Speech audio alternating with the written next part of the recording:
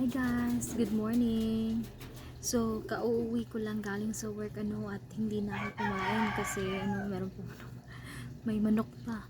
So, hindi na ako kumain kasi before akong umalis sa workplace namin kumain na ako. So, ngayon, busog na ako tsaka inaantok na talaga ako guys, grabe. Gusto ko naman matulog kaya lang syempre upload din mo ng video, 'di ba?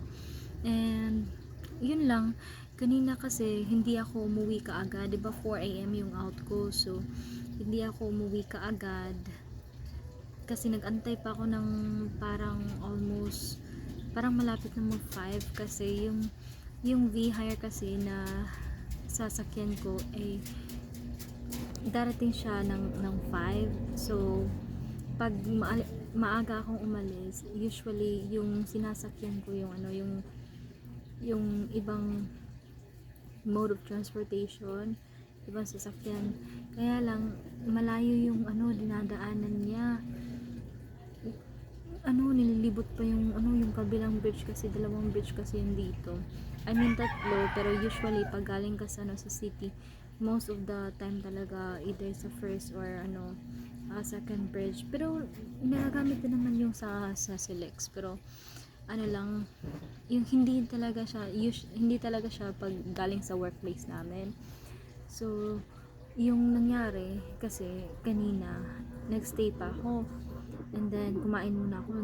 Nag-isip ako kakain kaya ako dito o doon na sa bahay. So naisip ko na pagdating ko na dito magre-rest na lang ako kasi naantok na talaga ako guys, grabe. Tapos anong tawag nito,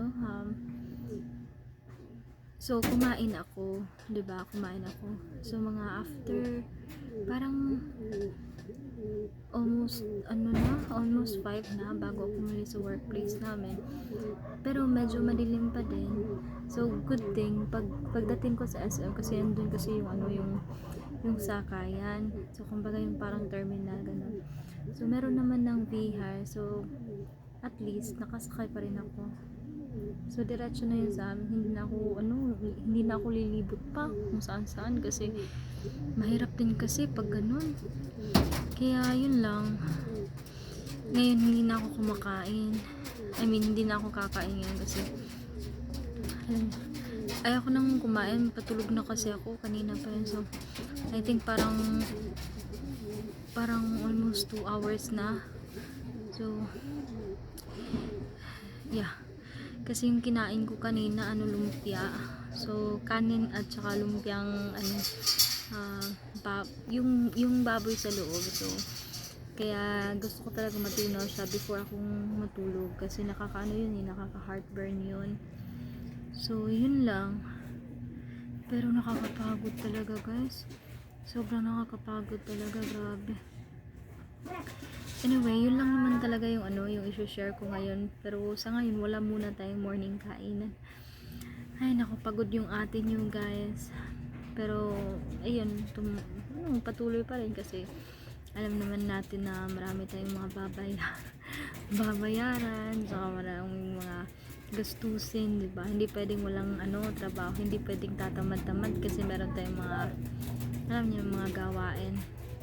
Pero naman, mas maganda na yung pagod ka na meron kang trabaho kaysa pagod ka na wala kang trabaho, 'di ba?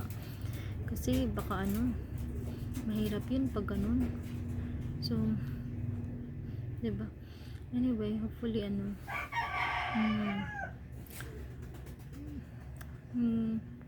alam niyo parang patuloy pa rin. So hopefully tuloy-tuloy na to talaga.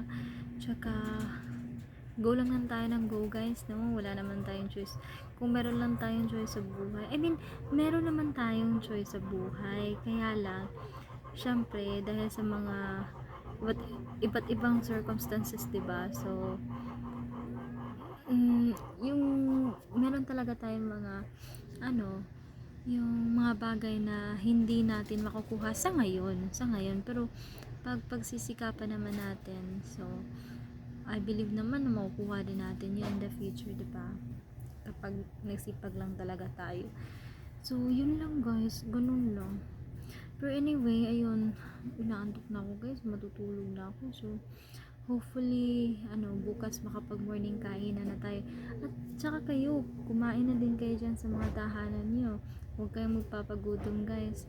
Share nyo na din anong ulam nyo. Mag-comment na din kayo kung anong ulam nyo sa araw na ito. I-comment nyo na ano yung mga inulam nyo ngayon. Ano yung mga paboritong ulam nyo. At tsaka sa susunod na tayo mag-chika ulit. Ingat kayo palagi. Bye!